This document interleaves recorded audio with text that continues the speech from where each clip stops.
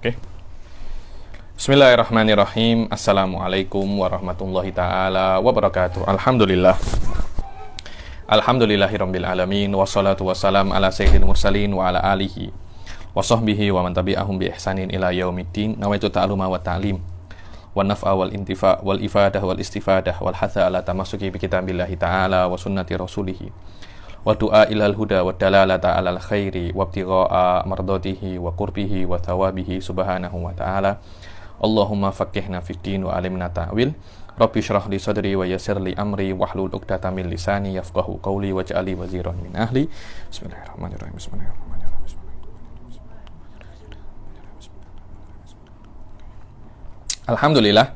Alhamdulillah kita jumpa lagi di kelas kedua daripada pengenalan fikih Syafi'i atau fikih secara umum, yang mana pertemuan yang lalu saya sudah menjelaskan apa itu makna fikih secara bahasa dan secara istilah, kemudian mabadi asyroh kepada fikih. Pada pertemuan ini saya akan usahakan untuk menyebutkan tentang fase-fase berkembangnya ilmu fikih, karena yang namanya ilmu itu dia tidak ada langsung seperti ini, tak. Dia itu berkembang sedikit demi sedikit sampai menjadi ilmu fikih yang setelah yang kita pelajari sampai sekarang ini. Bismillah. Mulai daripada zaman risalah, kemudian zaman sahabah.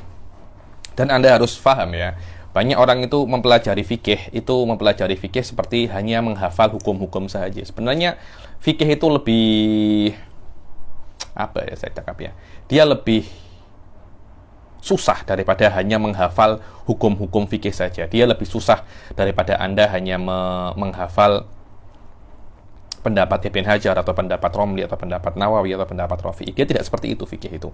Walaupun di level pertama dan kedua mungkin Anda akan disuguhi dan dihidangkan fikih dengan cara seperti itu. Akan tetapi hakikat daripada fikih itu bagaimana Anda itu bisa istimbat, bagaimana Anda itu bisa memahami qawaid kulliyah daripada hukum-hukum itu sendiri, atau daripada cara bagaimana Anda istimbat hukum. Yang pertama Anda kenal dengan nama qawaid fikih, yang kedua Anda kenal dengan nama usul fikih ya. Sebenarnya fikih itu ya bukan hanya Anda itu menghafal, tapi Anda mempunyai sebuah malakah, mempunyai kemampuan untuk bagaimana Anda itu mengembalikan fikih ke perkara yang lebih umum daripada apa yang Anda ketahui. Contohnya bagaimana ketika Anda itu memahami wudhu itu wajib, atau di dalam bukan wudhu itu wajib, Anda mengetahui bahwasanya niat itu wajib di dalam wudhu. Kenapa niat di dalam wudhu itu wajib? Bukan hanya Anda mengetahui niat dalam wudhu itu wajib, bukan itu Anda mengetahui hukum fikih, tapi apakah itu dinamakan fikih yang di dalam kitab-kitab? Wallahu a'lam, saya kira bukan itu, karena para ulama itu mengatakan yang namanya fikih itu adalah malakah. Makna malakah, Anda mempunyai kemampuan untuk istimbat. Walaupun di level-level pertama untuk beginner ya, ini untuk pemula, Anda mungkin disuguhi dengan beberapa hukum yang harus Anda hafal. Contohnya nanti kita akan membaca kitab ini, Safinatun Najah. Di dalam level ini Anda hanya akan mungkin syurutul arkanul wudu ada 6, arkanul sholah ada 14 atau ada 16 atau ada 17. Semua itu hanya Anda hanya Anda hafal. Tapi di dalam level-level ketika Anda mempelajari Minhajut Thalibin dan kitab-kitab setelahnya, tidak cukup Anda hanya menghafal kitab Minhaj. Walaupun menghafal itu akan membantu Anda di dalam memahami Minhaj itu sendiri. Akan tetapi fikih bukan hanya Anda itu menghafal. Kalau fikih itu menghafal, maka fikih ini akan kehilangan rasa dia. Karena fikih ini memang ada itu nau'un nakli, tapi di situ juga ada aklinya. Makna aklinya Anda disuruh untuk menggunakan otak Anda untuk mengetahui makna ilah. Kemudian Anda bermain di dalam ilah itu untuk mengetahui hukum-hukum yang lain. Itulah hakikat di dalam fikih. Dan karena itu, fuqaha ini sangat penting di dalam mengetahui hukum. Tak kisah hukum masa lalu atau hukum masa sekarang. Kenapa? Karena yang diketahui adalah ilahnya, yang mana ilah itu sesuatu yang kuli yang bisa untuk diamik oleh hukum kapanpun dan dimanapun, karena ilah itu tak terikat dengan zaman dan makan, karena dia adalah makna yang kuli. Inilah hakikat daripada fikih yang dia itu adalah malakah. Karena itu orang-orang yang fuqaha pada zaman dahulu dikatakan faqih, ai orang yang mempunyai malakatul fikih. Akan tetapi semakin zaman semakin turun dan semakin ada yang namanya degradasi daripada makna fikih itu, akhirnya fikih itu sendiri akan mempunyai makna menjadi nakolatul fikih. Makna nakolatul fikih adalah orang yang menghafal hukum-hukum fikih.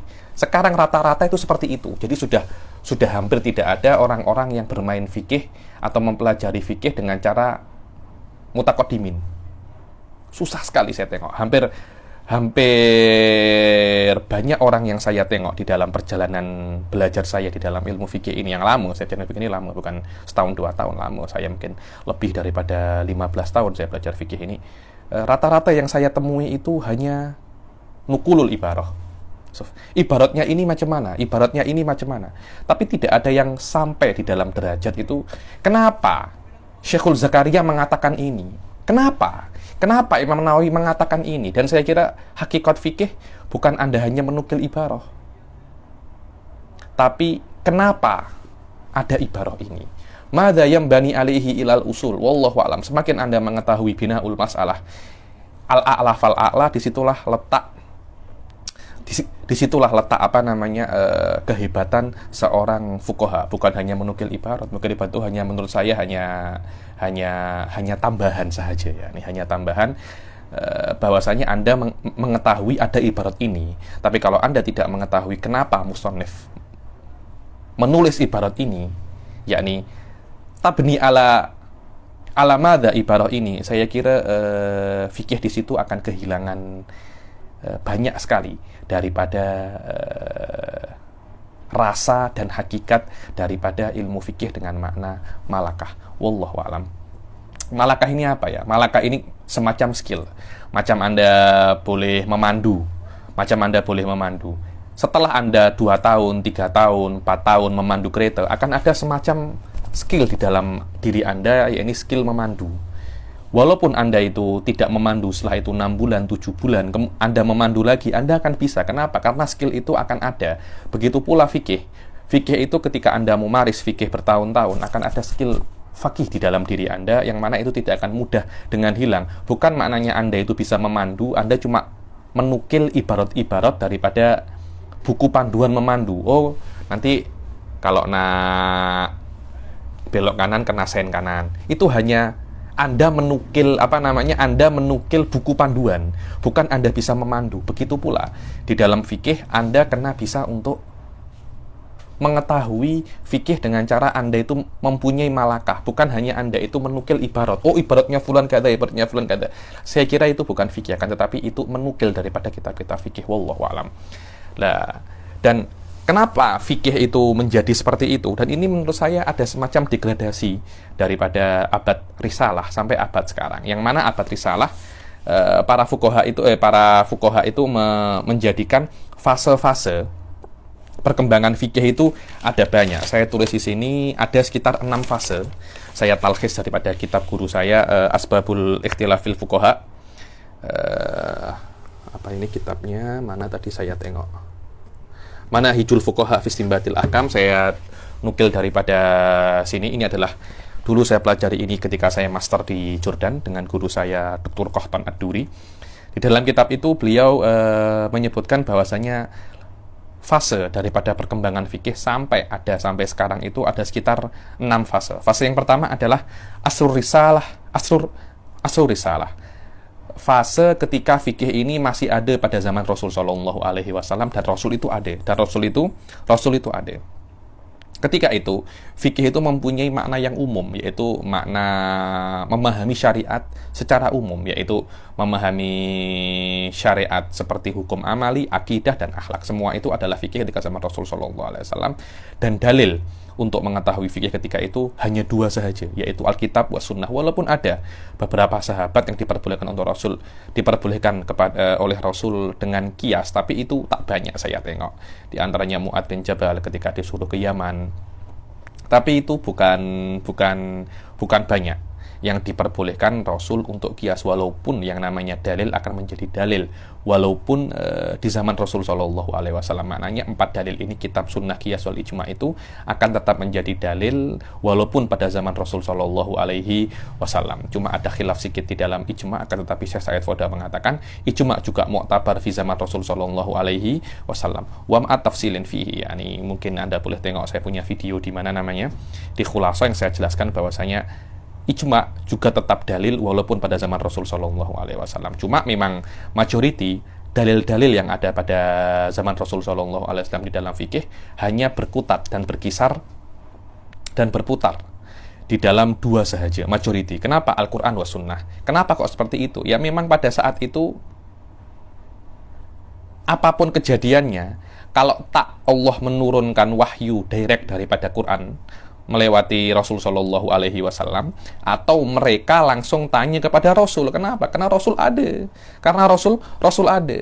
Oke, setelah Rasul Shallallahu Alaihi Wasallam dipanggil oleh Allah kembali ke rahmatullah, mulai para Muslim itu sedikit pening pada saat itu. Akan tetapi alhamdulillah, sahabat-sahabat Rasul yang senior masih ada, yang pandai-pandai, yang ulama-ulama seperti Ibn Abbas, Khulafaul Arba'ah, semua itu masih ada. Karena itu perkara-perkara yang pelik saya kira masih bisa untuk dibendung lagi. Masih bisa dibendung lagi. Karena itu pada Ahdil Khulafa'ir Rasyidin, untuk menggantikan makom Rasul Shallallahu Alaihi Wasallam, akhirnya mereka itu pening juga. Macam mana kita cari hukum syariat ketika Rasul ini tak ada, tapi dalam kita tidak keluar daripada syariat. Akhirnya di dalam Khulafaur Rasyidin itu tambah lagi 1 atau 2. Di sini cakapnya ada 2 masdar lain ketika fase Khulafaur Rasyidin untuk mengetahui hukum. Apa itu? Yang pertama adalah kitab wa sunnah, sama seperti yang ada pada zaman Rasul, dan yang kedua adalah al-ijma wal ijtihad. Ada ijma. Apa itu ijma? Ijma itu adalah konsensus, kesepakatan semua ulama yang ada pada zamannya, dan pada zaman ini semua ulama itu adalah sahabat. Maknanya kesepakatan semua sahabat di dalam sebuah perkara yang baru yang Rasul Shallallahu Alaihi Wasallam tidak pernah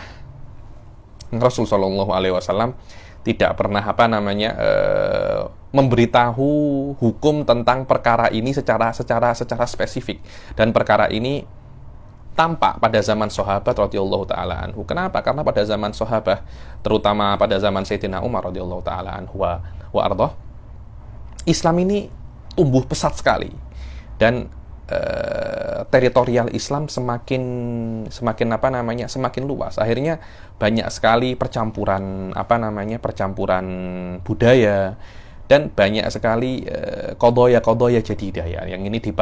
Yang ini diperlukan hukum-hukum baru untuk menghandle qadaya itu. Akhirnya Sayyidina Umar tidak mengizinkan para sahabat untuk keluar daripada Madinah. Semua diwajibkan untuk tinggal di Madinah. Seperti apa ya? Dibilang iqamah ijbariyah ya. Ini kenapa? Karena Sayyidina Umar faham ya. Suf, ente ini buat ana menjadi khalifah. Anta buat saya untuk mengambil amanat yang besar ini, yakni terus engkau kira aku nak biarkan kalian semua seronok, yakni tak, engkau kena di sini bantu aku untuk melakukan amr khilafah ini, yakni untuk buat aku melakukan amr khilafah ini. Jadi ketika ada apa-apa, ada case yang Sayyidina Umar itu tidak bisa untuk settlekan, para sahabat dipanggil, kemudian Sayyidina Umar bermusyawarah. Suf, ada case ini, pendapat Anda macam mana? Yang paling kuat dalilnya kita kita ikuti. Ini adalah cara bagaimana Sayyidina Umar mensetelkan masalah. Wallah, saya kira demokrasi itu sudah ada sejak zaman sahabat ya. Ini kan tidak ada yang namanya ijbar. Kok kena buat ini, tak ada. Sayyidina Umar ketika ada problem, kumpulkan semua sahabat, kumpulkan semua a'yanunas, begitu pula tidak mungkin kita nak kumpulkan semua orang, mustahil itu. Karena itu hanya ada perwakilan. Ya, ini sekarang macam wakil rakyat, kalau di Indonesia macam DPR. Dikumpulkan wakil-wakil itu yang pandai-pandai ya nih, aujuhunnas, wujuhunnas maknanya orang-orang yang mempunyai akal yang lebih daripada yang lainnya, kemudian berdiskusi untuk menentukan apa hukum yang baik daripada ini. Lah, hasil daripada itu dinamakan ijma atau dinamakan dengan nama yang sekarang namanya konsensus. Dan yang keempat adalah al-ijtihad. Mana ijtihad diperbolehkan ketika tidak di Madinah atau tidak bisa untuk bertemu dengan orang-orang yang mempunyai akses untuk ijma ini, diperbolehkan untuk berijtihad. Diperbolehkan untuk apa? Untuk berijtihad. Atau lebih dikenal dengan nama qiyas. Dibilang wal fikhu fi hadzal daur fikhun waqi'iyun yattabi'ul hawaditha ba'da wuqu'iha falam yaftaridul masail. Dan fikih topik hakikat fikih di dalam fase Khulafa Rasyidin ini fikih waqi'i. Apa itu fikih waqi'i? Fikih reality. Iya, apa itu Habib? Fikih reality itu maknanya Anda hanya membuat hukum ketika perkara itu ada. Jadi ketika perkara itu ada, baru ada hukumnya. Bukan perkara itu belum ada, Anda sudah buat hukum. Lah, fikhun waqi'i ini lawannya fikhul iftiradi. Fikhul apa? Iftiradi. Beberapa mungkin setahun yang lalu tak silap, ada Syekh Ali Qoradaghi di UIA sini buat muhadharah, dan beliau mengatakan dan mengisytiharkan bahwasanya beliau sedang mengarang kitab, dan bagus sekali kitab itu, fikrahnya bagus sekali, namanya Fikhul Aro'aitiyah. Dan itu diambil daripada kata-kata Imam Abu Hanifah ya. Ini ketika beliau mengatakan aro'aita. Akhirnya diambillah fikrah itu oleh Syekh Ali Al-Qoradaghi, kemudian dijadikan fikhul aro'aitiyah. Fikhul apa? Aro'aitiyah. Apa fikrah daripada fikhul aro'aitiyah ini? Adalah ketika perkara itu belum ada, sudah ada hukumnya. Jadi ketika perkara itu ada, hukum sudah siap. Berbeda pada zaman sahabat. Pada zaman sahabat, fikhul aro'aitiyah atau namanya fikhul iftiradi ini. Iftirad ini maknanya apa ya? Iftirad itu adalah Anda buat sesuatu macam sesuatu itu ada, tapi seharusnya itu belum ada. Apa hukum Bitcoin contohnya? Pada saat itu Bitcoin belum ada, tapi hukumnya sudah ada. Imam Abu Hanifah meninggal. Ketika beliau meninggal, beliau mewariskan 70.000 hukum dalam masalah iftiradiyah yang sekarang hukum itu banyak dipakai. Jadi hukum yang banyak dipakai sekarang, Imam Abu Hanifah sudah cakap sejak kira-kira lebih daripada 1000 tahun yang lalu. Itu namanya apa? Fikhul iftiradi. Pada zaman sahabat, fikhul iftiradi ini belum terlampau banyak. Kenapa? Karena kehidupan pada zaman itu para sahabat ini masih dekat dengan Rasul Shallallahu Alaihi Wasallam. Jadi kehidupan mereka itu simpel, tak macam kita sekarang hidup ke mall, ada yang namanya media sosial, ada yang namanya dunia maya, Facebook, Instagram, wa mahawalaihi. Pernikahan sudah macamnya banyak, ada nikahul misyar, nikahul mityar, nikahul asdiko, wa nikah banyak sekali macam-macamnya. Ada yang, dadah sudah banyak. Zaman-zaman dahulu tak ada, semua makan seronok-seronok, semua makan simpel-simpel, paling makan mereka gandum, khubus. Sekarang alamak, KFC, McDonald, apalagi semua makan. Yang penting bukan babi aja. Minum, yang penting bukan bukan khomer aja. Karena itu akan banyak perkara-perkara yang baru yang kena ada hukumnya. Kemudian di fase setelahnya akan ada yang namanya Asrul Umayyin. Asrul Umayyin adalah ketika khilafah ini dipegang oleh Bani Umayyah. Bismillah.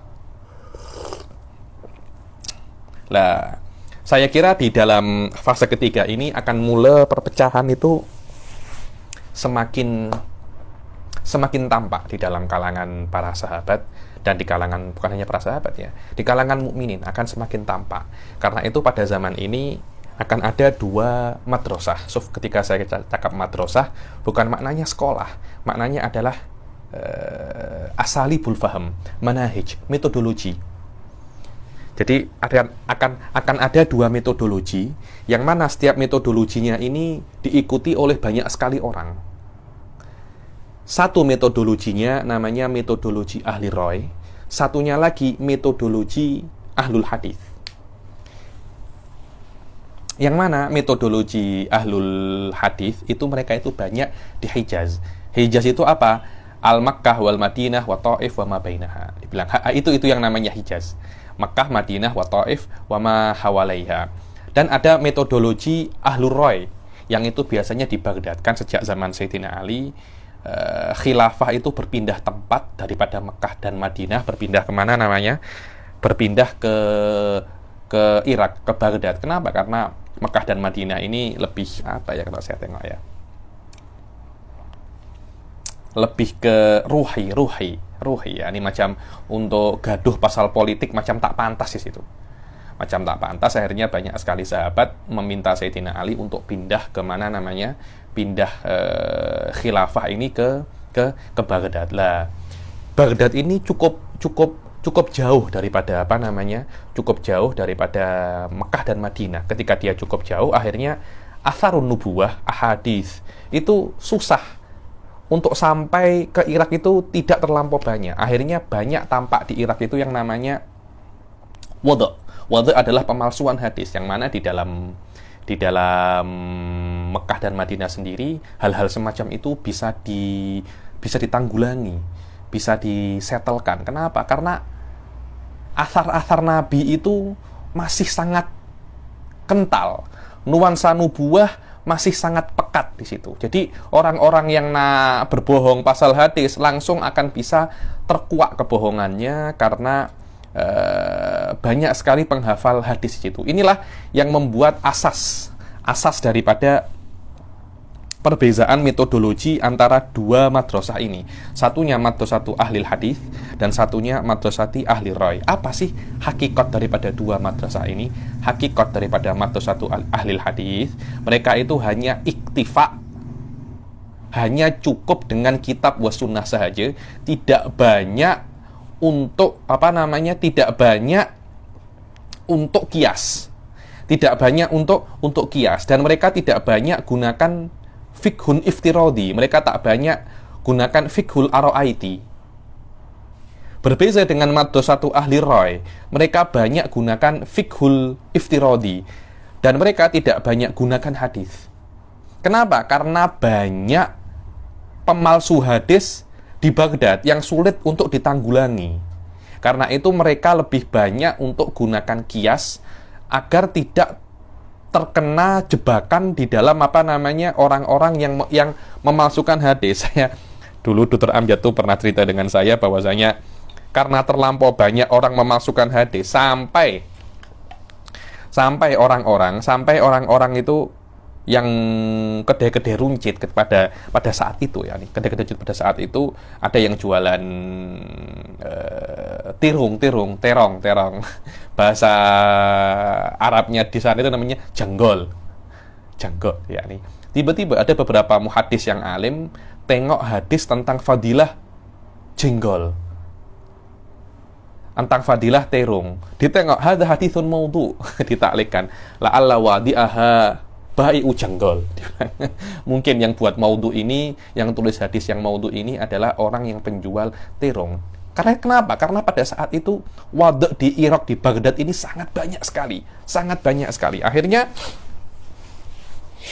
Akhirnya mereka itu susah. Nah ambil hadis itu, mereka akan ambil hadis tapi dengan syarat yang sangat berat sekali. Berbeza dengan ahlul Hijaz, yang mana mereka itu akan ambil hadis dengan syarat yang mudah. Kenapa? Karena nak bohong pasal hadis di Hijaz susah. Inilah hakikat daripada ikhtilaf antara dua madrasah ini, yaitu madrasatu ahli roy wa madrasah ahli hadis. Dan sabab ikhtilaf antara dua madrasah ini ditalkhis oleh Dr. Kohton Ad-Duri ada 3. Yang pertama adalah madal akhdhi biroy, bagaimana mereka itu amik kias. Roy ini kias. Dibilang ahlul hadis yakifuna indan nusus wa ahlul roy tawassau fil kias. Dibilang ahlul hadis biasanya mereka tak banyak amik kias. Berbeda dengan ahlul roy, mereka itu banyak amik kias. Lah, ketika berdebat baru duduk saja katanya. Baru duduk saja ahlul hadis ini pasti kalah daripada ahlul roy. Kenapa? Karena mereka biasa untuk menggunakan akal mereka. Sedangkan orang ahlul hadis ini mereka tak nak untuk amik kias ini karena takut untuk salah. Ketika berdebat, jelas orang yang terbiasa berdebat menggunakan akal mereka akan lebih super power daripada orang yang hanya menggunakan hadis dan hanya iktifak dengan nusus saja. Dan yang kedua adalah taklilul ahkam. Taklilul ahkam, mana taklilul ahkam? Anda menjadikan setiap hukum itu ada ilahnya. Contohnya kalau haramnya khomer itu kenapa? Karena memabukkan. Ahlul hadis tak nak, ya sudah khomer itu haram. Tak ya cakap karena apa? Ilahnya apa? Tak ya. Dan apa sih guna ilah itu? Guna ilah itu untuk mengumumkan, untuk menjadikan sebuah hukum itu umum. Jadi kalau Anda hanya menggunakan nusus saja, contohnya, oh khomer itu haram. Oke, kalau yang bukan khomer macam mana? Nabi, vodka, bir, macam mana hal semacam itu? Itu namanya bukan khomer, tapi mempunyai nama-nama yang lain. Lah, akhirnya yang namanya ahlu roy akan amik sebuah hal yang umum daripada hadis ini. Hal yang umum itu namanya ilah. Yang mana ilah itu ketika dia itu sudah sabit, sudah ada, maka ilah itu akan menjadikan setiap minuman yang mempunyai ilah iskan ini akan menjadi haram. Dia tidak hanya di dalam khomer saja, tapi di semua minuman yang ada sebabnya khomer diharamkan. Apa itu? Memabukkan. Orang-orang ahlul hadis tak suka hal-hal semacam ini, taklil. Kenapa? Karena ada potensi untuk salah di dalam taklil ini. Anda kalau tengok di dalam usul fikih, cara untuk mengambil ilah ini ada 10 atau 9 dan semuanya itu dzunun. Dan ada potensi ilah ini salah, ada potensi ilah ini banyak. Ketika ada potensi-potensi itu, mereka tidak ingin untuk menisbatkan sesuatu yang dzon kepada syari'. Yang mana syari' itu munazzahun wa mubarra'un anil akhta'. Sedangkan apa yang Anda istimbatkan itu ada potensi untuk salah. Macam mana apa yang Anda istimbatkan dari akal yang mungkin potensi untuk salah, Anda nisbatkan kepada syari'. Orang-orang ahlul hadis yatabarra'un an hadza. Ahlul roy akan cakap, loh memang Anda buat semacam itu. Kenapa? Karena keadaan Anda itu mudah. Keadaan Anda itu seronok. Kenapa seronok? Karena Anda hidup di Hijaz. Di Hijaz hadis banyak. Jadi hajah untuk mengetahui taklilul ahkam tidak terlampau urgent. Sedangkan kami di Irak, hadis kami sedikit, pemalsu banyak. Kalau kami tak buat hal semacam itu, kami tak buat taklilul ahkam, kami tak buat maqasid syariah, susah nanti. Syariat ini akan mudah untuk dipermainkan oleh orang-orang yang memasukkan hadis. Begitu pula kehidupan Anda di Hijaz itu masih ada nur nubuahnya, masih ada basatohnya, simple hidup Anda itu. Berbeda kami dengan di Irak, kami itu ada ibu kota khilafah, orang semacamnya ada, perdagangan semacamnya ada, kemudian dekat-dekat kami banyak bangsa-bangsa yang bukan bangsa Arab, ada percampuran. Kalian tidak, orang-orang hidup, ada Masjid Nabawi, ada Masjidil Haram, semuanya 5 waktu sholat. Akhirnya itu membuat mereka itu membuat mereka itu teralihkan perhatiannya daripada dunia. Maknanya kehidupan di Hijaz itu simple. Kehidupan di Baghdad tak simple, lebih kompleks. Kami memerlukan taklilul ahkam ini. Kami tidak cukup hanya dengan kitab wa sunnah saja. Ayo. Adapun yang ketiga, yang mana perbezaan yang esensial daripada madrasatu ahlil hadis wa ahli raih adalah madrasatu ahlil hadis tidak banyak untuk iftiradul masail. Berbeda dengan madrasatu ahli raih, mereka itu banyak untuk iftiradul masail. Dan ini sudah saya jelaskan apa itu makna iftiradul masail dan apa itu yang namanya fiqhun waqi'. Dengan kata lain, mu'dham ahlul hadis waqi'iyin, dan mu'dham dan majority orang mu'dham ini majority metodologi ahlil hadis waqi'iyin, yakni realistis. Wa majority metodologi ahli roy iftiradiyin. Jayid. Kemudian fase keempat, jayid. Kemudian fase keempat daripada fase fikih ini, bismillah, ada yang namanya asrut tadwin. Apa itu asrut tadwin? Abad pembukuan fikih itu sendiri. Jadi fikih ini dulu kan hanya istimbat, kemudian dari kata ke kata saja. Kemudian mulai daripada akhir-akhir daripada abad pertama Hijriyah, mungkin 95 atau 90 sudah mulai akhir-akhir, mulai umat Islam ketika itu mengenal yang namanya dawawin, mengenal yang namanya pembukuan dan pentingnya bagaimana pembukuan. Akhirnya pada saat itu mulai yang namanya pembukuan hukum, mulai yang namanya pembukuan pembukuan metodologi daripada fikih itu. Dan ini dan asrut tadwin, fase pembukuan ini mulai daripada akhir abad pertama Hijriyah sampai pertengahan abad keempat Hijriyah. Akhir abad pertama sampai pertengahan abad pertama Hijriyah. Dan di dalam fase ini fikih itu berkembang karena beberapa sebab. Ada di dalam fikih, di dalam 4 abad ini ya, di dalam abad ini, dalam fase keempat ini, yakni asrut tadwin, fase pembukuan fikih.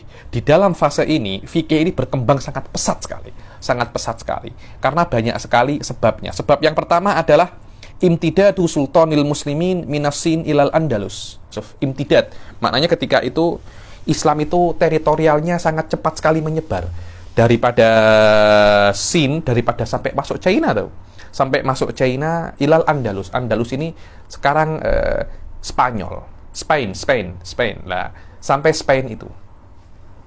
Jadi subhanallah, yakni hada min fadlillah wa min qudratillah, yakni bahwasanya kekuasaan Islam pada zaman dahulu itu sangat-sangat luas sekali, sampai China dan Spanyol pun masuk. Fada fa'al ulama ila bayani ahkamin mukhtalifah. Karena ketika di China, sosialnya di situ atau adatnya orang di situ tidak macam orang Arab. Begitu pula orang Spanyol tidak macam orang Arab. Akhirnya orang Arab, orang Cina, dan orang Spanyol ini, begitu pula orang Turki pada saat itu, mereka itu bertemu, kemudian ada yang namanya tazawuj, watazawur, wal ikhtilat, semuanya itu akan menyebabkan banyak sekali kejadian-kejadian baru, yakni adat yang ada di China dibawa ke Arab, adat yang Arab dibawa ke China, begitu pula di Spanyol, orang-orangnya juga bertemu satu sama lain, akhirnya menyebabkan kejadian-kejadian baru, hal-hal baru yang mana para ulama itu memerlukan hukum-hukum baru untuk settlekan masalah ini. Dan karena jauh jaraknya itu, akhirnya mereka itu tidak bisa hanya dengan suara, tidak bisa hanya dengan orang. Akhirnya mereka mengarang buku-buku, mengarang kitab-kitab untuk menjelaskan hal-hal yang ada pada zaman itu yang belum ada hukumnya, hal-hal baru yang belum ada hukumnya. Itulah kenapa mereka berkembang karena mereka mempunyai semangat untuk menjelaskan perkara-perkara yang baru ini. Dan yang kedua, tadwinus sunnah nabawiyah. Dan ini penting sekali. Pada zaman itu mulai dibukukan sunnah nabawiyah. Mulai Ibn Syihab Az-Zuhri, Imam Bukhari, Imam Ahmad bin Hambal, semuanya ada di dalam asrut tadwin ini. Ada di dalam fase-fase pembukuan ini. Dan pada saat itu pembukuan sunnah nabawiyah itu mulai daripada awal. Sudah mulai digalakkan, yakni sudah mulai digalakkan, yang pada saat yang sebelum itu nak cari dalil itu susah. Kenapa? Karena tidak ada Sahih Bukhari, masih belum ada, Kutubus Sittah belum ada. Tapi pada saat ini, pada saat itu, Masya Allah, yakni kitab-kitab sudah ada. Jadi orang itu kalau nak cari hadis, tak ya cari ke orang-orang, langsung di dalam buku. Apalagi bayangkan kalau pada zaman dahulu maktab syamilah sudah ada, nak jadi apa? saya tuh pikir, nak jadi apa? fikih kita ketika maktab syamilah pada zaman itu sudah ada, yakni mungkin mereka akan sudah bisa buat konun-konun yang tidak bisa untuk ditandingi pada zaman sekarang, yakni. Dan pembukuan Sunnah Nabawiyah itu mempunyai efek yang sangat besar di dalam di dalam memajukan dan mengembangkan fikih pada zamannya. Dan yang ketiga adalah zuhuru a'lamil ijtihad wa nawabiqil fuqaha. Pada fase keempat ini banyak sekali ulama-ulama dan mujtahid-mujtahid ini yang tampak. Contohnya A'immatul Arba'ah, Imam Abu Hanifah wa Imam Malik wa Syafi'i wa Imam Ahmad bin Hambal, begitu pula Sufyan Ats-Tsauri, dan banyak sekali ulama-ulama pada zaman itu tampak, dan itu yang membuat orang-orang itu semangat untuk belajar karena mereka banyak melihat ulama-ulama yang mumpuni.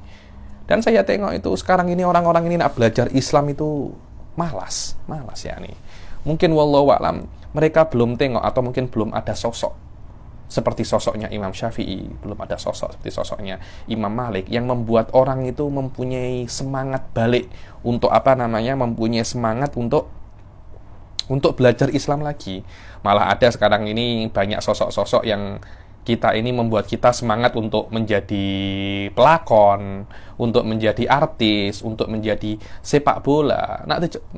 Siapa sosok yang membuat kita ingin untuk belajar agama? Sikit, sangat sikit sekali, sangat sikit sekali. Semoga Allah Subhanahu wa taala mengembalikan Islam, kejayaan Islam seperti masa lalu. Amin ya rabbal alamin. Dan yang terakhir adalah riayatul khulafa'il abbasiyyin lil intajil fikih. Ini sangat penting sekali. Bahwasanya ada perhatian khusus daripada khulafa abbasiyyin pada khalifah pada zamannya di dalam ilmu fikih ini ada perhatian, diberikan dana, diberikan ini. Wallah, kalau memang ada dana-dana yang besar untuk belajar agama, saya tak kira Islam akan menjadi seperti ini. Mungkin ada juga kekurangan daripada banyak sekali orang-orang yang memegang keputusan di dalam tidak mendukung berkembangnya ilmu fikih, berkembangnya ilmu akidah, berkembangnya ilmu tafsir, sampai menjadi seperti ini, yang mana fikih sekarang hanya nakolah saja, sudah tidak ada yang istimbat, dan sekarang kalau nak istimbat pun larinya ke maslahah, yang mana maslahah itu nanti lama-lama saya tengok orang-orang yang belajar maslahah ini bagus sekali, kan, tapi saya tengok banyak sekali dari mereka itu yang belajar maslahah, mereka offset maknanya mereka terlacak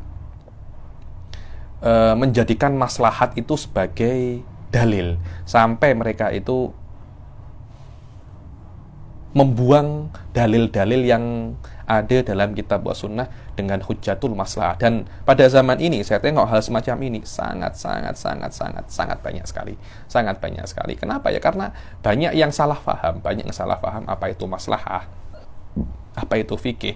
Kenapa terjadi seperti itu? Yaitu terjadi karena lemahnya para ulama-ulama di dalam bidang ini dan di dalam zaman ini. Akhirnya kelemahan ini menular di dalam murid-muridnya, di dalam mahasiswa-mahasiswa, di dalam orang-orang yang belajar di dalam fan ini. Wallahu a'lam kurangnya juga perhatian daripada orang-orang pemegang keputusan, pemegang kepentingan di dalam masalah agama ini. Semuanya ilahnya ini sebabnya ini bukan hanya satu sebab, akan tetapi banyak sekali sebab yang menjadikan fikih kita sampai seperti ini.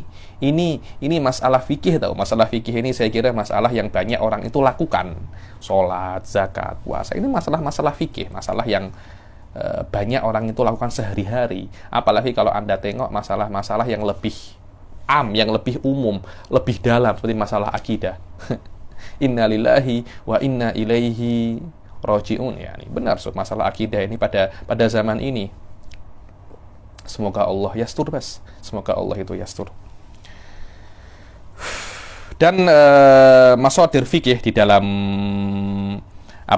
di dalam fase ini bertambah sedikit banyak, yaitu kitab sunnah sudah ditambahi dengan aqwalus sahabah, dan kemudian pendapat-pendapat sahabat juga dianggap dalil pada fase ini. Kemudian kias atau arroy pada fase ini lebih detail lagi. Ada yang namanya kias, ada istihsan, ada istislah, ada sadu dhara'i, ada uruf. Semua ini adalah adillah yang akan Anda pelajari di dalam usul fikih, ya nih. Kalau kias muttafaqun alaihi, ada istihsan. Istihsan itu khas untuk Hanafiyah, ya nih, khas untuk Hanafiyah. Yang Syafi'iyah ta'ami ini, walaupun mereka mempunyai khilaf di dalam apa sih hakikat istihsan itu. Ada yang namanya istislah. Istislah mungkin dia sedikit dekat dengan istihsan. Ada lagi yang namanya saddu dhara'i. Apa itu saddu dhara'i? Menghalalkan perkara yang halal karena takut jatuh di dalam perkara yang haram. Ada yang namanya uruf. Apa itu uruf? Uruf adalah perkara-perkara yang menjadi adat dan dilakukan oleh sebuah kaum, yang mana hal itu tidak ada hukumnya secara spesifik di dalam syariat. Itu yang namanya uruf, ma'at tafsilin fi. Ini hanya secara global saja, yang mana nanti hukumnya itu di dalam usul fikih akan dipelajari secara secara detail. Dan fase kelima daripada perkembangan fikih, daripada fase-fase fikih adalah daurut taklid. Daurut taklid adalah mereka sudah tidak ada madhab-madhab yang baru, tidak ada istimbat-istimbat yang baru. Daurut taklid ini mereka hanya mengikuti ulama-ulama sebelumnya. Banyak orang-orang itu merasa bahwasanya daurut taklid ini yang mula daripada pertengahan akhir daripada abad keempat Hijriyah, dikatakan ini adalah fase stagnan, rukudul fikhi. Rukud yakni stagnan, yakni tidak bisa berkembang lagi, bahkan mungkin semakin rendah seperti itu.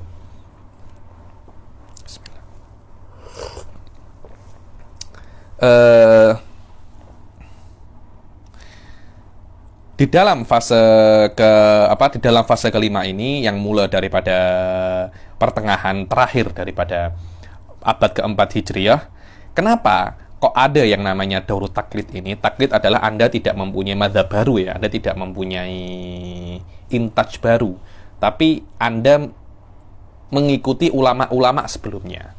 Ma'ruf taklid, ma'ruf, ya. Taklid itu muqabilul ijtihad. Yang banyak orang-orang itu menganggap ini adalah perkara yang sayyi, ya. Ini adalah menganggap perkara saya tak kira ini perkara yang buruk. Cuma Anda tinggal tengok daripada aspek yang mana sahaja, aspek yang mana sahaja. Dan daurut taklid ini atau asrut taklid ini karena ada beberapa sebab. Di antaranya adalah sebab politik, karena mungkin pada saat itu politiknya sedang tak stabil.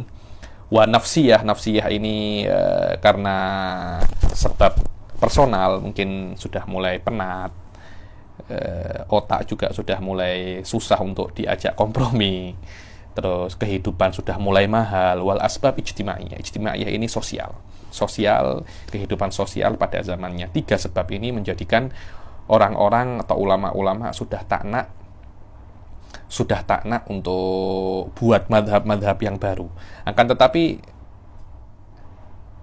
fase ini atau abad ini, fase kelima ini, kalau Anda tengok daripada aspek yang lain, bahwasanya ini bukan rukud, bukan stagnan, akan tetapi bagaimana ulama-ulama pada zaman ini membuat penjelasan pada pendapat-pendapat ulama-ulama sebelumnya. Karena itu fase ini dinamakan asrus syuruh wal hawashi, bal asrus syarah wal tahlil wal istimbat. Dibilang abad syarah, menjelaskan pendapat ulama-ulama sebelumnya, wal tahlil, menganalisa pendapat-pendapat dari ulama sebelumnya, wal istimbat atau ambil hukum daripada perkataan dan kaidah-kaidah daripada ulama-ulama sebelumnya. Dan karena ini adalah aslu syuruh wa tahlil wal istimbat, maka kitab kitab fikih pada zaman ini sudah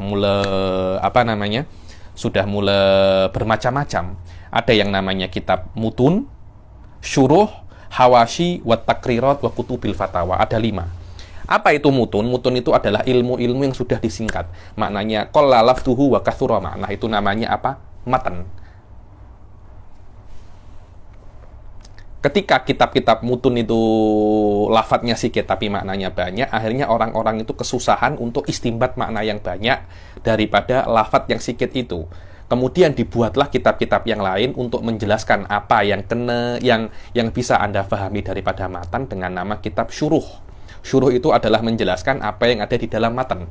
Kemudian kitab-kitab syuruh ini dinilai, beberapa syuruh masih masih susah untuk difahami, dibuatlah yang namanya apa? Hawashi. Hawashi adalah menjelaskan apa yang tidak bisa Anda fahami daripada syuruh. Maknanya ketika syuruh kurang jelas, Anda perlu kitab lain namanya apa? Hawashi. Kemudian, kadangkala di Hawashi ini setelah dijelaskan terlampau jelas, akhirnya, atau dijelaskan terlampau panjang, akhirnya Anda itu kehilangan momen. Anda kehilangan inti daripada apa yang dijelaskan.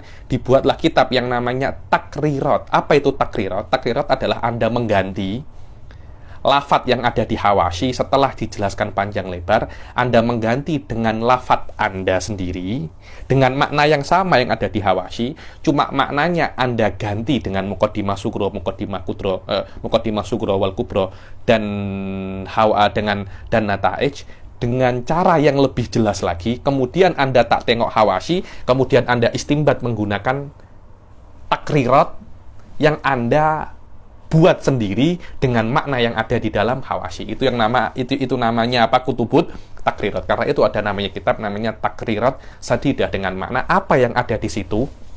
Apa yang ada di situ itu adalah hakikat. Itu adalah makna yang ada di dalam kitab-kitab yang lain. Cuma di dalam kitab ini aku jelaskan dengan lafadzku. Aku jelaskan dengan caraku yang lebih mudah dan bisa Anda pahami. Maknanya sama dengan apa yang di dalam kitab-kitab yang susah, tapi di sini ada dengan cara yang lebih mudah.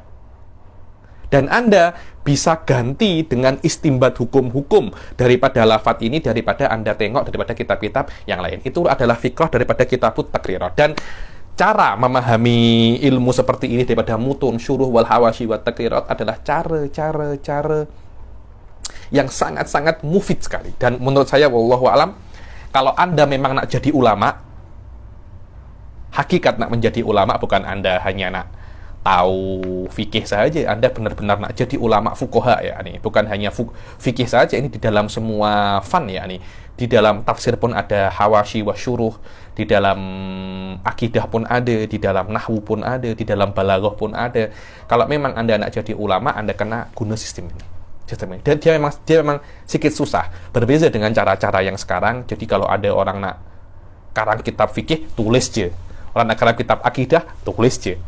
Tidak ada sistem, saya nak karang kitab akidah ala syakl mutun. Tak ada, sudah sikit seperti itu. Saya tengok sangat sedikit sekali yang guna cara-cara seperti ini, karena yaitu ada semacam degradasi daripada kemampuan student pada zaman ini. Karena itu cara ini sudah banyak tidak diminati. Padahal saya tengok cara ini adalah cara yang paling power, yang paling kuat dan paling bagus untuk Anda itu memahami fan yang Anda nak fahami. Kemudian ada lagi yang namanya Kutubul Fatawa. Kutubul Fatawa adalah kitab-kitab untuk menjawab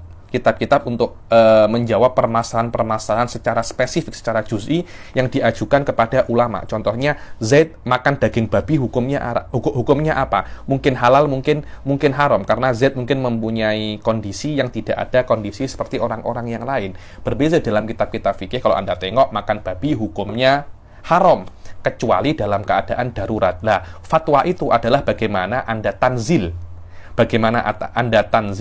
Anda aplikasikan hukum yang ada di dalam kitab fikih kepada orang-orang. Lah, aplikasi ini lebih susah daripada Anda hanya memahami hukum yang ada di dalam kitab fikih atau mungkin istimbat hukum, karena aplikasi memerlukan bagaimana Anda itu memahami realitas orang ini. Apakah orang ini darurat? Apakah orang ini kelaparan atau tidak? Karena itu orang nak menjadi mufti itu lebih kuat daripada orang nak menjadi faqih sahaja. Karena itu ditarim dahulu, orang tidak bisa untuk masuk dairatul ifta kecuali sudah memang benar-benar pandai fikih ya, kecuali sudah memang benar-benar pandai fikih. Jayyid jiddan. Inilah perbezaan antara fikih dan fatwa. Kemudian saya sudah jelaskan apa itu mutun, syuruh, hawashi, takrirat. Begitu pula kutubul fatawa. Di dalam fase kelima ini kitab-kitab fikih dibagi menjadi 5 macam ini. Fase yang terakhir adalah asrul hadir, adalah masa sekarang, yakni masa sekarang, masa mula daripada saat akhir-akhir masa kekhalifahan Utsmaniyah, yang mana pada khalifahan Utsmaniyah itu sudah mulai tampak tunas-tunas kebangkitan fikih. Tunas-tunas apa? Kebangkitan fikih. Yang mana tunas kebangkitan fikih itu terrealisasi dan tampak ketika Anda itu menulis undang-undang, menulis kanun ala syakal fuqaha, yakni fikih itu terbalik. Fikih itu ditulis ala syakal konun, undang-undang, yakni Anda mengundang-undangkan fikih. Apa itu mengundang-undangkan fikih? Yakni Anda jadikan fikih itu sigohnya bukan seperti sigotul mutun, tapi undang-undang yang ada pada zaman khilafah Utsmaniyah pada akhir-akhir masanya digunakan seperti konun. Digunakan seperti apa? Konun. Jadi konun yang ada itu semuanya daripada fikih dan banyak diambil daripada fiqhul Hanafi, dan itu adalah karangan yang sangat fenomenal sampai sekarang, Suf. Namanya adalah Majallatul Ahkam Al-Adliyah. Majallatul Ahkam Al-Adliyah. Apa itu Majallatul Ahkam Adliyah? Itu adalah konun yang diletakkan oleh ulama-ulama pada zaman khilafah Utsmaniyah di akhir abad ke-13 Hijriah, dan akhirnya untuk menjadi konun, yakni untuk menjadi konun sipil pada saat itu, dan itu menjadi referensi oleh semua qudhah, oleh semua hakim pada zamannya. Setelah adanya referensi itu, mula akhirnya semua mahkamah buat marojik turunan daripada qawanin majalah adliyah, Majallatul Ahkam Adliyah itu namanya Qawaninul Usrah. Qawanil Usrah ini undang-undang masalah kekeluargaan. Kemudian setelah itu mulai tampak lagi yang namanya Mausu'at Fiqhiyah, Ensiklopedia Fikih. Sekarang yang paling terkenal adalah Mausu'at Fiqhiyah Al-Kuwaitiyah, dan ada di dalam ada di dalam Maktabah Syamilah ada. Dan ada Abhath Ar-Rosina, ada jurnal-jurnal bahas-bahas yang kuat. Dan ada Rosail di Rosatil Ulia pada sekarang, ada tesis-tesis di master dan PhD, dan selainnya. Dan sekarang sudah mulai ada majami' fiqhiyah, dan ada kampus-kampus untuk di dalam masalah fikih, ada jurusan fikih wa usulu, di semua kampus ada. Kemudian ada nadwa, dan banyak sekali ada kitabatul abhas. Ini adalah, pada zaman ini, Dr. Qahtan Ad-Duri melihat bahwasanya ini adalah tanda-tanda kebangkitan fikih, tanda-tanda kebangkitan fikih. Sekarang sudah mulai orang-orang itu tengok mula asr masoleh, maslahah, semuanya tengok di dalam masalah. Walaupun saya tidak terlampau suka pasal ini, tapi dari banyak perspektif ini adalah perkara yang bagus. Kenapa? Karena membangkitkan semangat orang untuk belajar fikih, semangat orang untuk belajar fikih, dan kena diarahkan ke arah yang benar dengan cara wallahu alam. Orang-orang itu bisa bangkit dengan kita itu membiasakan diri kita dengan bagaimana ulama mutaqaddimin mempelajari fikih. Akhirnya fikih itu bisa bangkit lagi di zaman ini, walaupun caranya bukan dengan cara yang ada di dalam zaman ini. Maknanya Anda kena baca kitab mutun wa syuruh wal hawashi wa takrirat. Wallahu alam, menurut saya ini adalah cara satu-satunya dan cara yang paling kuat untuk bagaimana Anda itu bisa memahami fikih al haqiqatiha. Bukan cuma Anda hadir muhadarat saja. Muhadarat itu hanya sebagai kunci-kunci saja. Jangan kira Anda ambil degree, kemudian ambil master, kemudian ambil PhD, Anda sudah menjadi fuqaha, walaupun di dalam bidang fikih wa usuluh tidak seperti itu. Tapi fase-fase yang ada di dalam kampus itu hanya sebagai kunci bagaimana Anda bisa untuk mempelajari fikih dengan baik setelahnya. Bukan itu adalah akhir, tapi itu adalah awal. Wallahu a'lam. Ini adalah 6 fase yang ada di dalam fikih, bagaimana perkembangan fikih mulai daripada fase dan zaman Rasul Shallallahu Alaihi Wasallam sampai zaman sekarang. Kemudian ada sebuah ibarat yang disebutkan oleh Dr. Qahtan Ad-Duri yang menurut saya sangat penting sekali untuk kita baca untuk memahami apa sih madhab ini. Suf, tengok. Kan ada madhab Hanafi, madhab Syafi'i. Apa sih madhab itu, Suf? Al-madhahib al-fiqhiyah hiya kimmatu ma wasallahu al-fiqhul islami fi tatawuratihi. Bilang madhab fikih yang ada itu adalah punca achievement yang sampai ke dalam yang fikih Islami itu sampai kepadanya, puncak fikih Islami di dalam perkembangannya. Terus apa selama madhab fikih itu adalah puncak yang bisa sampai fikih islami sampai ke dalamnya itu, terus apa sih madhab fikih itu? Wahiyya tumathilu madarisa litafsiri nususi syariah. Ini penting sekali. Madhab fikih adalah metodologi untuk mentafsirkan nusus syariah. Jadi ketika Anda tanya madhab Syafi'i adalah metodologinya Imam Syafi'i. Ketika Anda tanya madhabul Hanafi adalah metodologinya Imam Abu Hanifah. Metodologi apa? Metodologi bagaimana Anda nak istimbat. Metodologi bagaimana Anda nak memahami nusus. Metodologi bagaimana Anda nak istimbat hukum. Itu semua adalah metodologi. Maknanya contohnya ya, metodologinya Imam Syafi'i amik namanya mafhum mukhalafah. Imam Abu Hanifah tak amik. Metodologinya Imam Malik amik yang namanya amalu ahlil Madinah. Metodologinya Imam Syafi'i tak amik. Berbeza metodologi ini, walaupun satu saja, ini amik amal ahli Madinah, ini tak amik. Di situ akan ada perbezaan 1000 masalah ataupun lebih. Ribuan masalah akan terimpact atau terimbas daripada perbezaan metodologi yang ada, daripada perbezaan metodologi yang ada. Karena itu sangat naif sekali kalau ada orang itu mengatakan, apa sih perbezaan antara madhab Syafi'i dan madhab Hanafi? Oh, madhab Syafi'i wudu wajib niat, madhab Imam Abu Hanifah wudu tak wajib niat. Saya kira ini perbedaan yang sangat sadar, yang sangat naif sekali. Perbedaan bukan di dalam hasil daripada istimbat, tapi perbedaan di dalam metodologi. Kenapa kok niat itu wajib? Kenapa kok niat itu tak wajib? Disitulah hakikat daripada perbedaan madhab. Jadi Anda fahami bahwasanya yang namanya madhab adalah metodologi. Bukan dia itu hanya hukum itu adalah hasil. Persamaan atau perbedaan hukum tidak membuat madhab itu berbeza. Yang membuat madhab itu berbeza bukan hukumnya, tapi metodologi untuk istimbat hukum. Wallahu a'lam. Dan semua metodologi ini diambil oleh para a'immah itu bukan sebagai yakin, ini bukan akidah, tapi ini adalah ahkam amaliyah atau minimum metodologi untuk istimbat ahkam amaliyah. Selama ahkam amaliyahnya itu dhonniyah, begitu pula metodologinya itu dhonniyah. Kenapa kok ada perbezaan metodologi ini? Karena memang Allah membuat seperti itu. Dan ini adalah ujian, dan ini adalah ujian bagi manusia bagaimana untuk menyikapi perbezaan. Insya Allah saya mungkin minggu depan akan berbicara pasal ikhtilaful, tentang khilaf antara ulama dan bagaimana cara menyikapinya.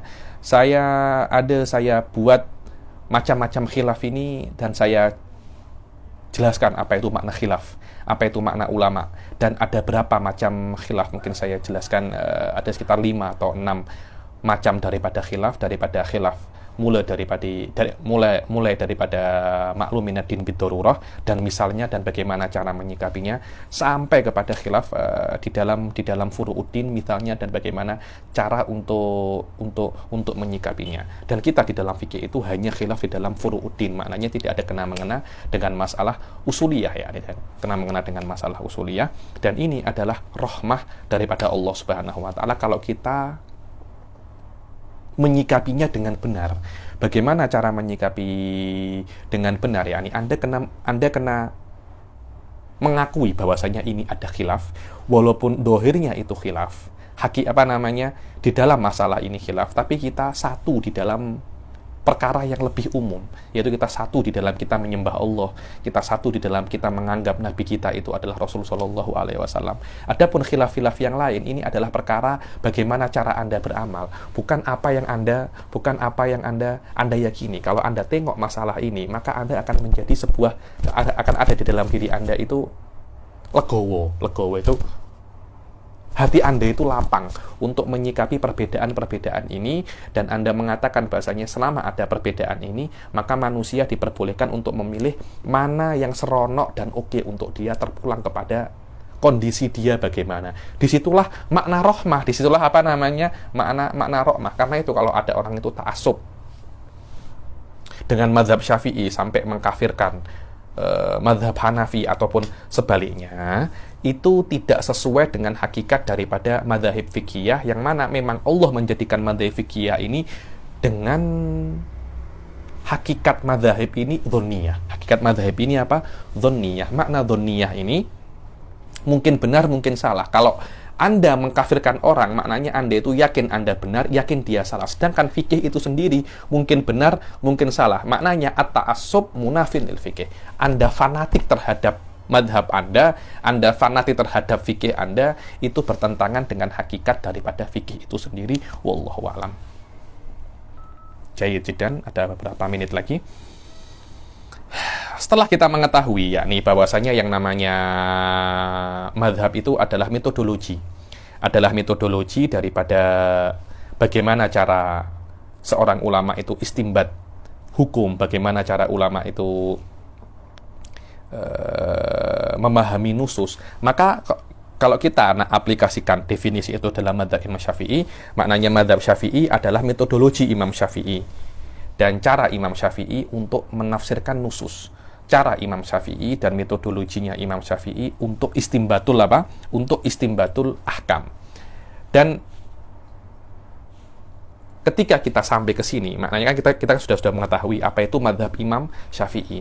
Dan madhab Imam Syafi'i, kalau Anda nak tengok di dalam fikih-fikih Syafi'i, madhab Imam Syafi'i terrealisasi di dalam dua hal: metodologinya dan hasil daripada metodologinya.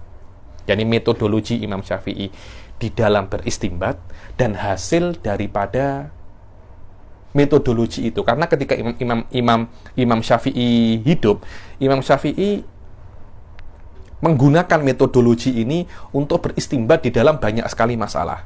Lah, hasil daripada istimbatnya itu dinamakan madhab Imam Syafi'i tawasu'an. Tapi lamanya, karena Kenapa tawasu'an? Karena hakikat daripada madhab bukan hanya pendapatnya Imam Syafi'i saja, akan tetapi cara bagaimana Imam Syafi'i itu beristimbat. Cuma karena Imam Syafi'i lah yang lebih mengetahui caranya, karena yang menemukan cara ini adalah Imam Syafi'i. Karena itu Imam Syafi'i mempunyai kemampuan yang lebih daripada orang lain untuk menggunakan metodologi ini, karena dialah yang menemukannya. Karena itu yang namanya madhab Syafi'i adalah terdiri daripada dua hal: metodologi Imam Syafi'i itu sendiri dan hasil daripada metodologi itu yang tampak daripada hukum-hukum fikih yang diistimbat oleh Imam Syafi'i ketika Imam Syafi'i itu masih hidup. Dan ketika Imam Syafi'i masih hidup, banyak sekali murid-muridnya, dan murid-muridnya juga ikut untuk beristimbat menggunakan metodologinya Imam Syafi'i. Akhirnya hasil-hasil daripada murid-muridnya itu juga dibukukan, juga dianggap daripada madhab Imam Syafi'i. Walaupun bukan Imam Syafi'i yang istimbat, tapi mereka beristimbat menggunakan metodologinya.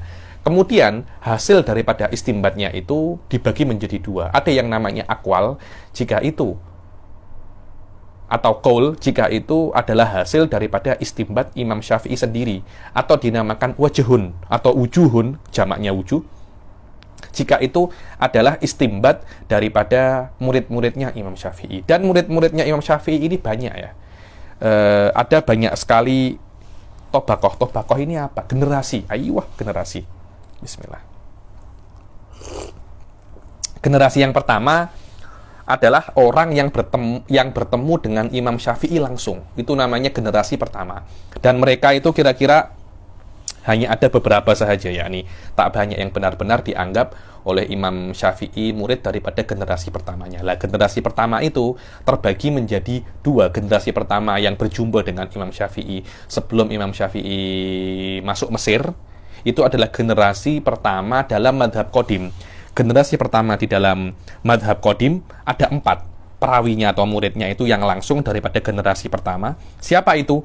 Hasan bin Muhammad As-Sobah Az-Za'farani, Al-Imam Ahmad bin Hambal, wa Abu Thawr Al-Kalbi, wa Abu Ali Al-Karobisi. 4 orang ini adalah murid Imam Syafi'i generasi pertama di dalam madhabul Qadim ketika Imam Syafi'i masih ada di Irak. Kemudian Imam Syafi'i berpindah kira-kira tahun 200 Hijriah. Imam Syafi'i berpindah kemana namanya? ke Mesir, kemudian buat madhab jadidnya itu. Kemudian orang-orang yang direct belajar dengan Imam Syafi'i dan merawikan madhabnya ada 6. Siapa itu? Abu Ya'qub al-Buwaiti, wal Harmalah, wal Rabi al-Jizi, wal Muzani, wa Yunus bin Abdil A'la, wal Rabi al-Muradi. 6 orang ini, nanti Anda boleh ulangi lagi ya video ini, siapa nama-namanya saja. 6 orang ini adalah murid-muridnya Imam Syafi'i direct yang merawikan madhab jadid. Dan 6 orang ini dinamakan generasi pertama. Kemudian ada lagi generasi kedua yang belajar dengan murid daripada generasi pertama. Generasi ketiga yang belajar dengan murid daripada generasi kedua. Wahakadha, tobakoh an tobakoh. Dulu ada diskusi dengan beberapa orang bahwasanya apa sih makna ashab ini.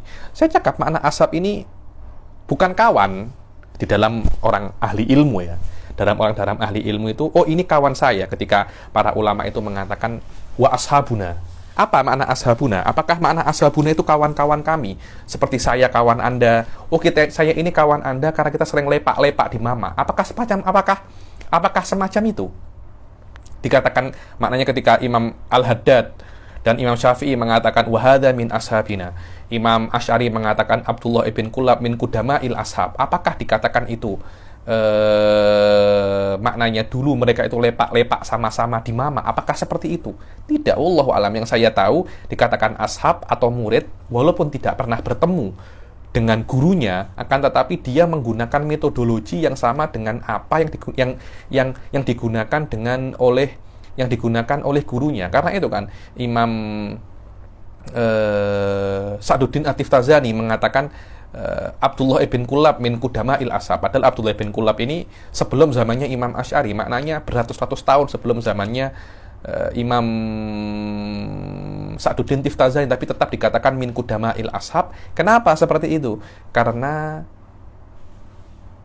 metodologi yang dipakai itu sama. Walaupun dia lebih senior daripada Anda, selama metodologinya itu sama, dikatakan itu ashab.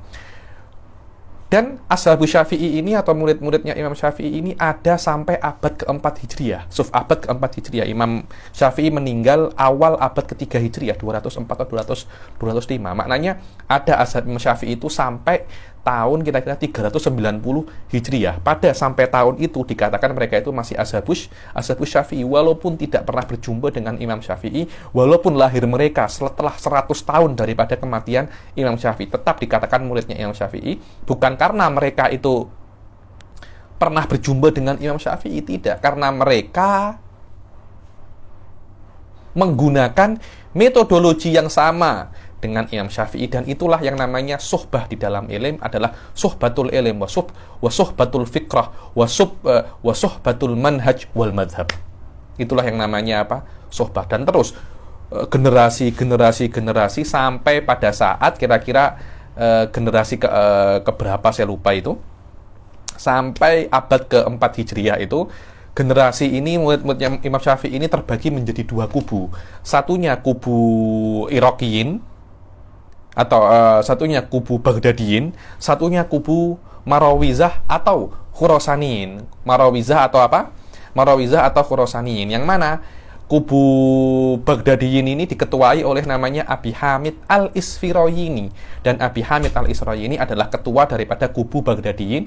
Dan jika disebutkan di dalam kitab fikih kama qala Abu Hamid, bukan maknanya itu adalah Abu Hamid al-Ghazali, bukan itu. Tapi Abu Hamid al-Isfirayini, dia adalah kepala daripada kubu al-Baghdadiyun. Kemudian lawannya adalah kubu Marawizah atau kubu Khurasaniyin yang diketuai oleh Qofal al-Mirwazi, atau lebih dikenal dengan nama Qofal as-Shaghir. 2 kubu ini adalah punca daripada Ashabu Syafi'i. Setelah itu sudah tidak ada ashab-ashab lagi. Setelah itu semuanya ada yang merawikan, ada yang ikut kubu ini, ada yang ikut kubu ini. Kemudian ada yang mix antara 2 kubu. Dan setelah itu ulama-ulama terutama yang ikut kubu Marawizah itu diantaranya kalau tak silap Imam Al-Juwaini, Abdul Malik Al-Juwaini, yakni ikut kubunya Qofal al-Mirwazi. Dan beliau beliau mengikhtisor 4 kitab. Ini adalah sekarang saya akan jelaskan tasalsul, dan akan saya akhiri dengan ini. Tasalsul bagaimana kitab fikih itu ada sampai sekarang.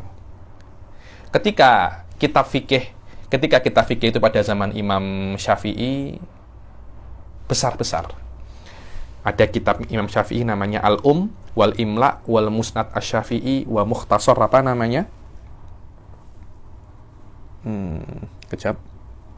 wal Mukhtasar Muzani. 4 kitab ini adalah kitab ummahat yang ada di dalam fikih Syafi'i. Kemudian datanglah orang yang namanya Imam Al-Juwaini, Abdul Malik Al-Juwaini, mengikhtisor 4 kitab ini dalam kitabnya Nihayatul Matlab fi Dirayatil Madhab. Lah, Nihayatul Matlab ini sekarang dicetak kalau tak silap Darul Kutub Al-Ilmiyah 20 jilid apa 21 jilid, saya lupa. Nihayatul Matlab ini mengikhtisor 4 kitab. Jadi 4 kitab menjadi 1 kitab. Bahwa Nihayatul Matlab. Kemudian Imam Juwaini sudah mulai untuk mentalkhis Nihayatul Matlab ini, tapi tidak sempat untuk menyelesaikannya, diambil oleh Allah duluan. Kemudian datanglah muridnya, kebanggaan Imam Juwaini, namanya Imam Ghazali, yang mana Imam Ghazali ini mengikhtisor Nihayatul Matlab ini dalam kitabnya Al-Basit. Dan ketika Al-Basit ini dilihat masih terlampau tebal, diikhtisor oleh Imam Ghazali dengan nama Al-Wasit. Dan ketika Al-Wasit masih terlampau tebal, diikhtisor oleh Imam Ghazali dengan nama apa? Al-Wajiz. Lah, dari Al-Wajiz ini, mula para ulama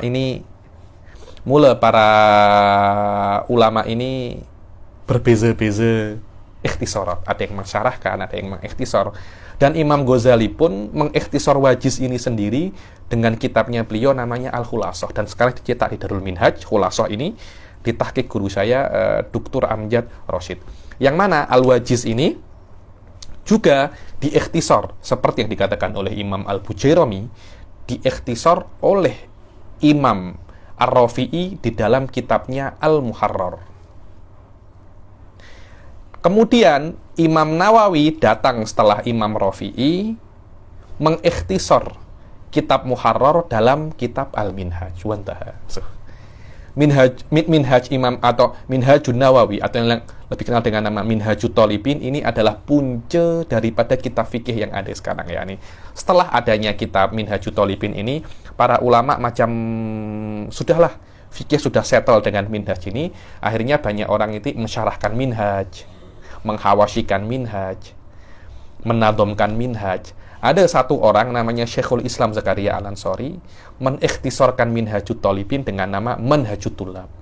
Kemudian kalau tak silap Imam Damiri atau siapa mengikhtisor Manhajut Thullab menjadi apa? An-Nahj. Setelah itu ulama-ulama itu berusaha, kan dulu pada saat Minhaj itu pertama kali keluar, karena terlampau mudahnya Minhaj, para orang-orang ulama-ulama Hadramut itu cakap ketika Minhaj ini sampai ke Hadramut, ulama-ulama itu cakap fakuhal bakolun, maknanya orang yang jual kedai-kedai runcit, orang yang jual sayur-sayuran ini akan menjadi fukoha. Kenapa? Karena terlampau mudahnya minhaj pada zaman itu.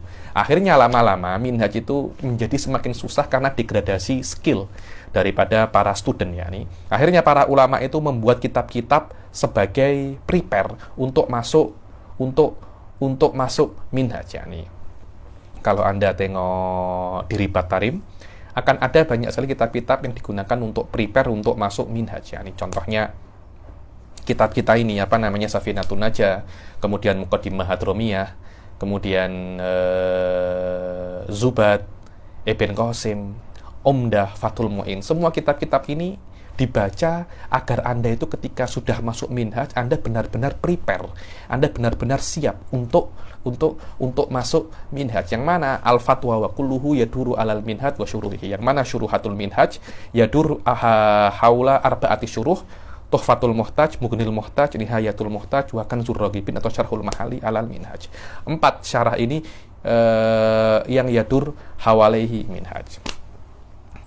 Dan mungkin untuk saat ini cukup sampai di sini sejarah daripada fikih secara umum dan fikih Syafi'i secara khusus. Sebenarnya masih banyak lagi yang kena saya sampaikan, akan tetapi saya tengok untuk level ini cukup sampai sini saja. Insya Allah ketemuan hadapan kita akan masuk di dalam kitab ini, Nailur Raja. Kita hanya akan baca matannya saja, matan Safinatun Najah. Cuma saya akan gunakan syarah Nailur Raja sebagai penjelasan. Kadang saya akan baca sedikit, kadang tak saya baca. Tapi muqarrar kita semuanya adalah apa? Safinatun Najah. Insya Allah kita jumpa lagi di pertemuan yang akan datang. Wabillahi taufiq wal hidayah, wa ridha wal inayah. Assalamualaikum warahmatullahi taala wabarakatuh.